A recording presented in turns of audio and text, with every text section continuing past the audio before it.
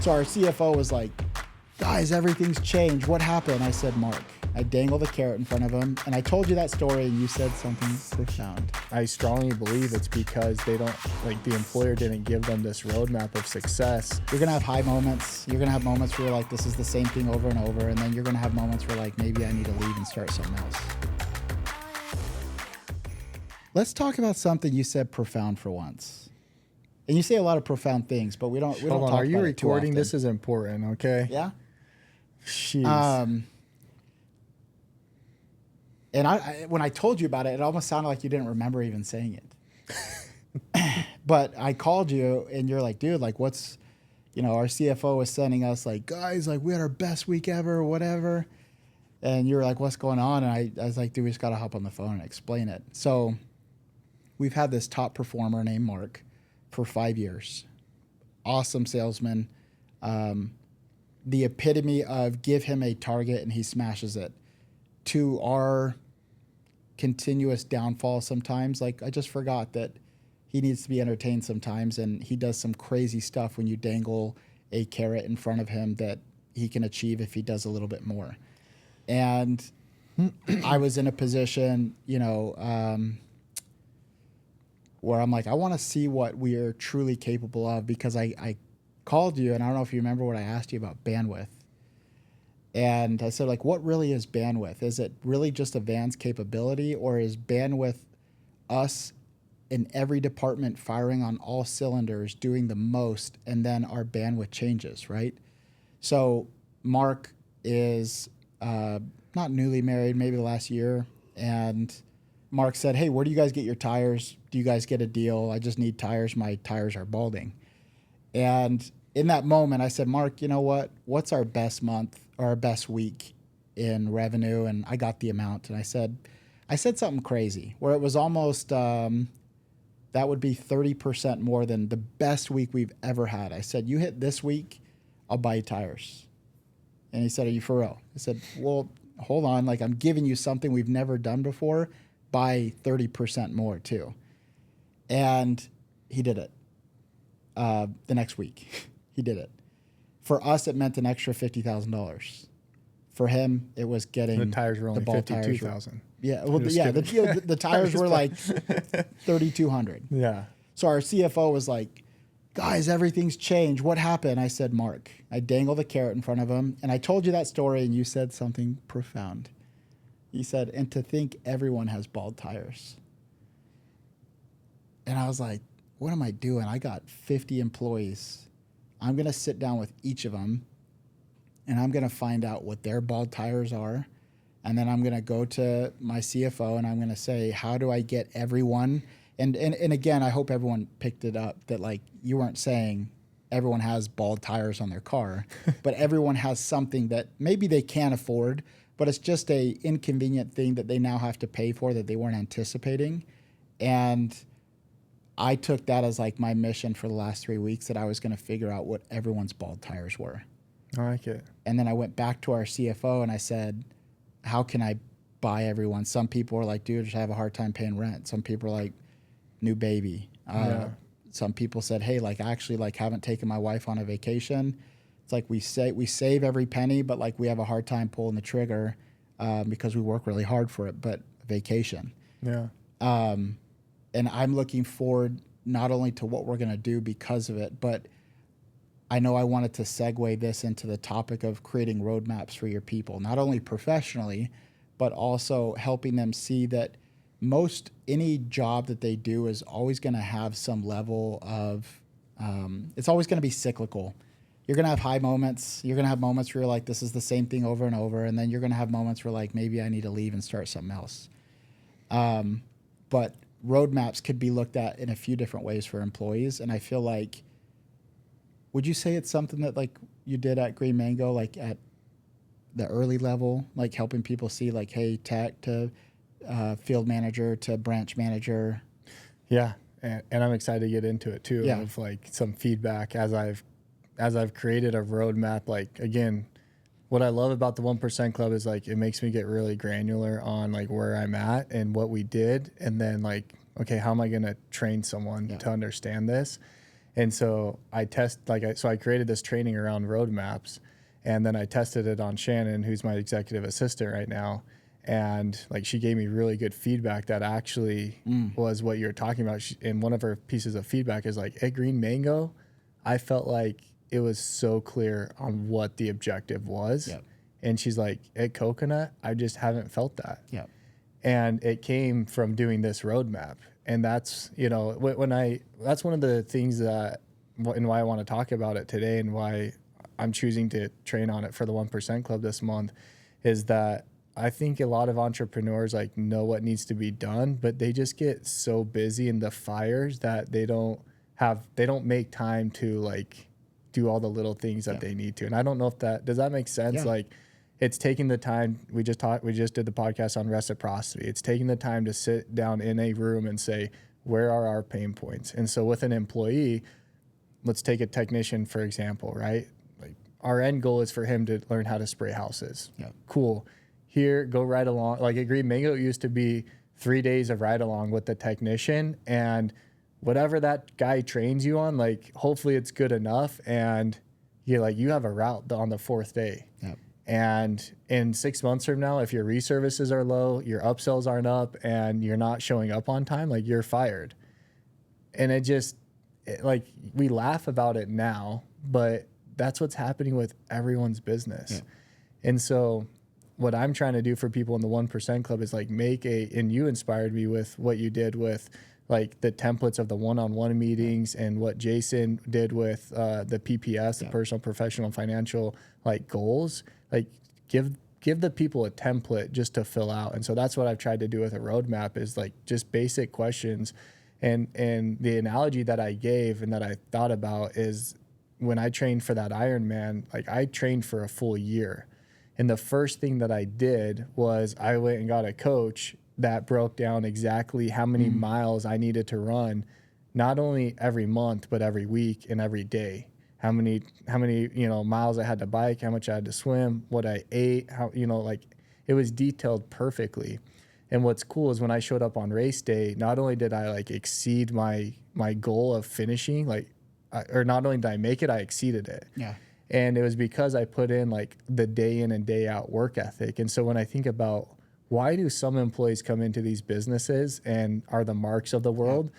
And some of them are the 99% that you've probably gone through that just kind of fizzle out. And I strongly believe it's because they don't, like, the employer didn't give them this roadmap of success, just like they would if they were training for a race. Hey, in a month from now, I need you to be here.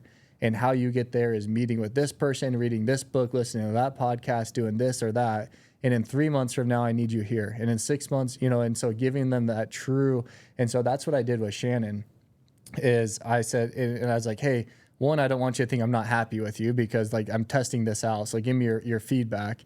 And, I put it in, and as I've like, one of the hardest things for me is trying to teach her on how to help me with my calendar. And my calendar is wonky because I don't have like a set schedule every single day.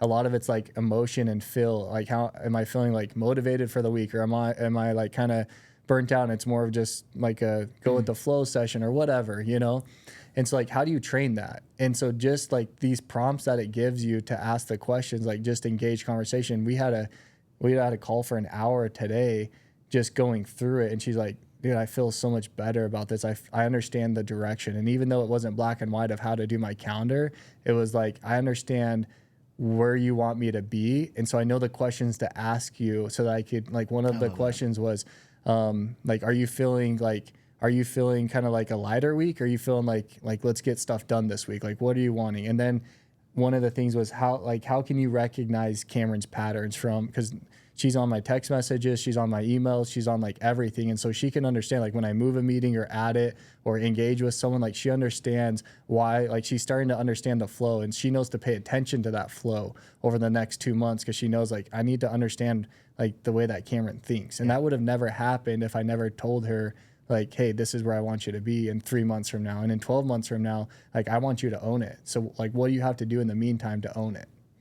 I love that. And I think where my thoughts went a few times with how the irony of business owners not doing it is It's like the very act of you not being proactive, because like that's what I feel like you are when I think of like, hey, a great trait that Cameron has is like you're very proactive.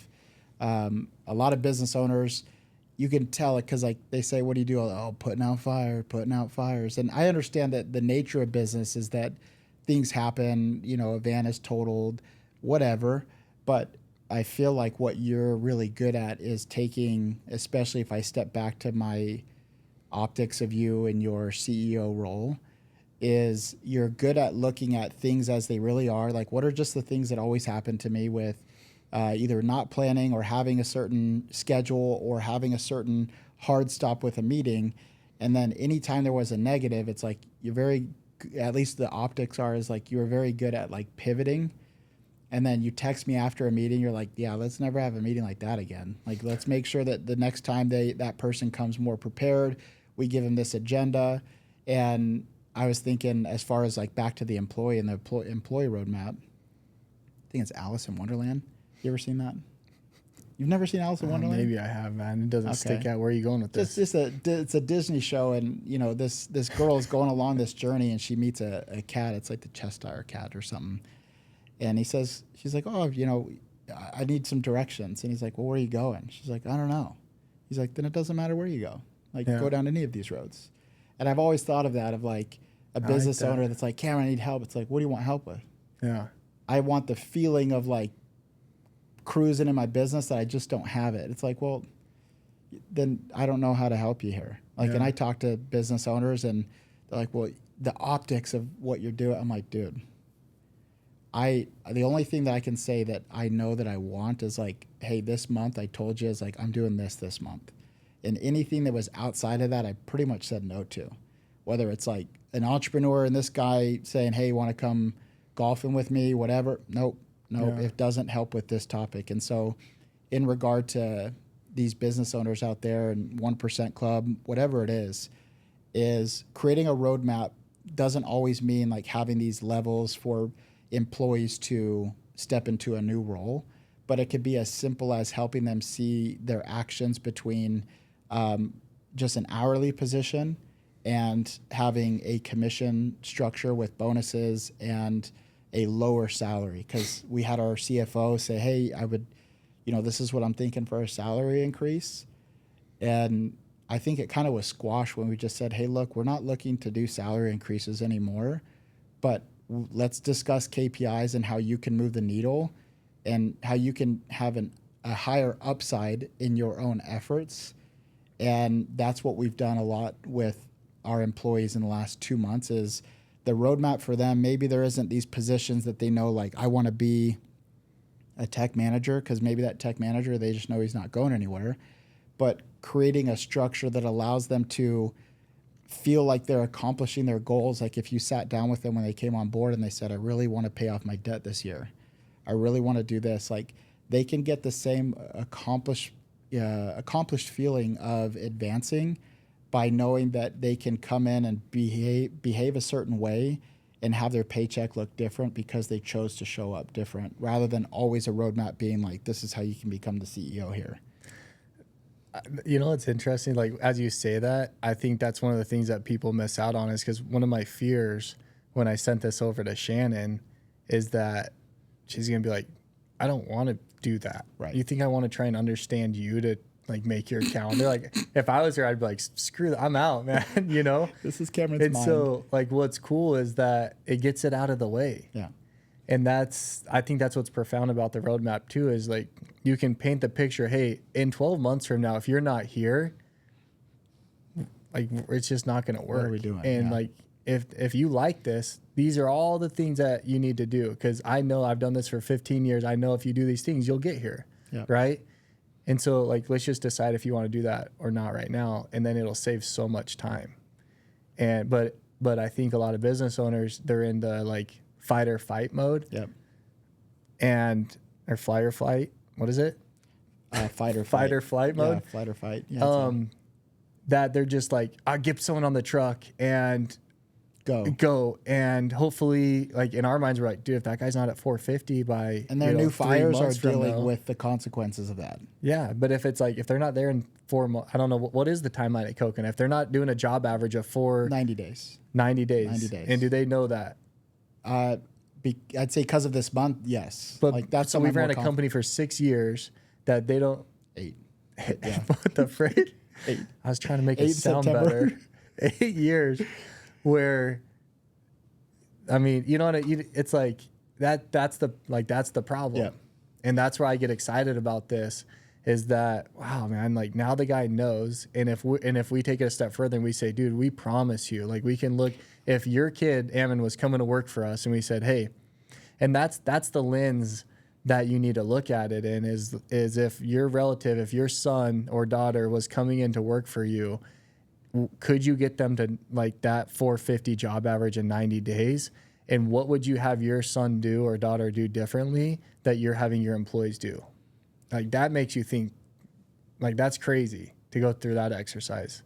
I love that. It reminds me of these two things. Goals are landmarks. Ideals are the subconscious standards we create that change our lens on life, right? Do you remember that study I shared where there was in 2015, they did a study on dropping people in like the desert and also in the safari. And they had no visual landmarks. How long it took them to, on average, start walking in a circle? Do you remember? It was like a quarter mile or something. 60 steps. So when people don't have visual landmarks, and none of the people, if you look at the actual pictures, it's literally people just walking in circles. They said, hey, like, we'll pick you up in an hour, just walk. And they had the GPS on them and everything. Let's go try that with you.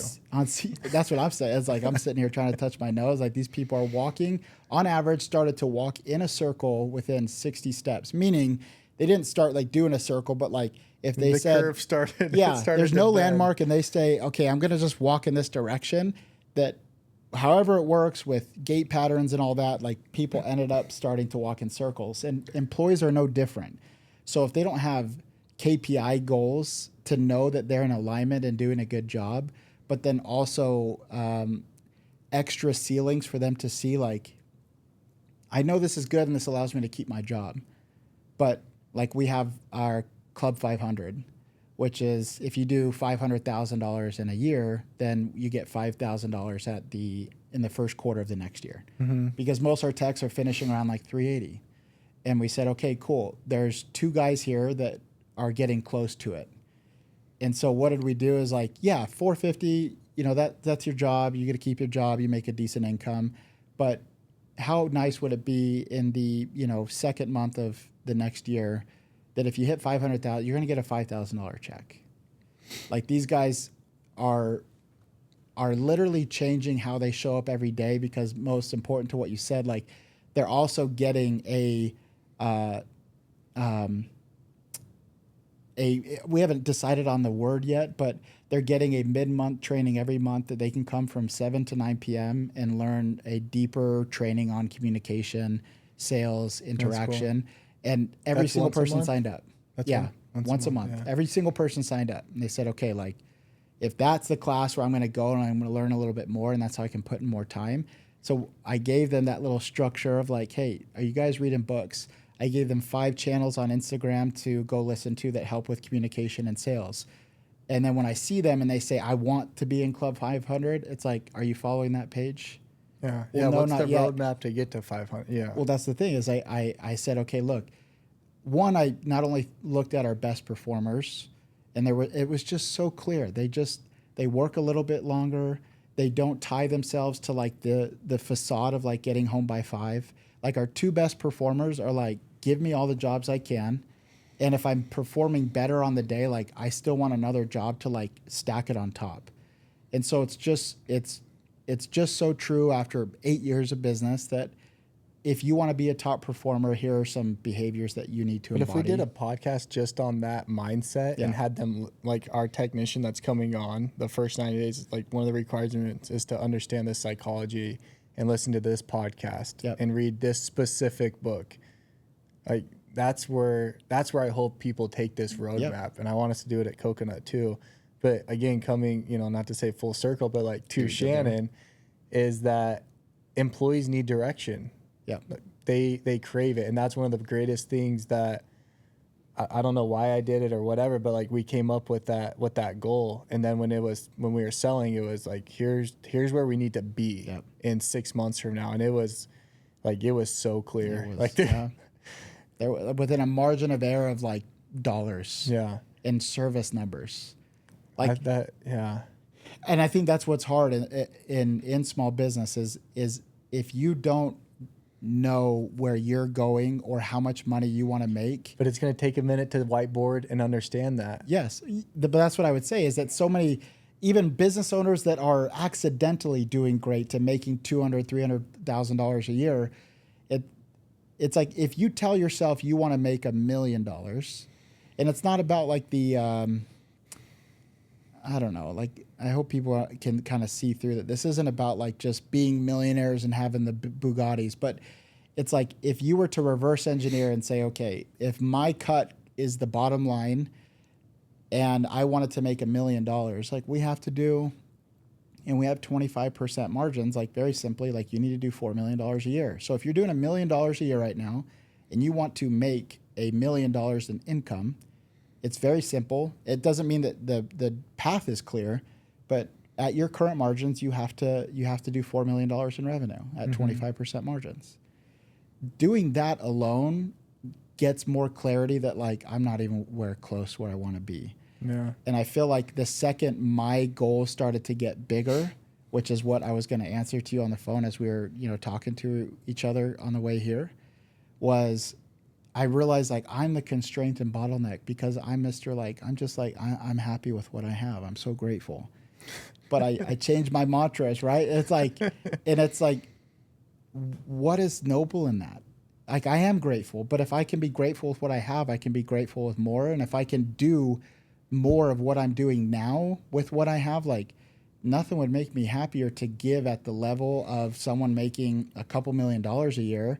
If I give congruent to that, I'm helping a lot of people. And so the second I started changing how I showed up and what I expected of the company, everyone else naturally was elevated, and Cole's goals and everyone else's goals started to fit within inside this little realm that I was creating because I knew that at X amount of dollars, I can make the money I'd want, and I'm happy with that. Yeah.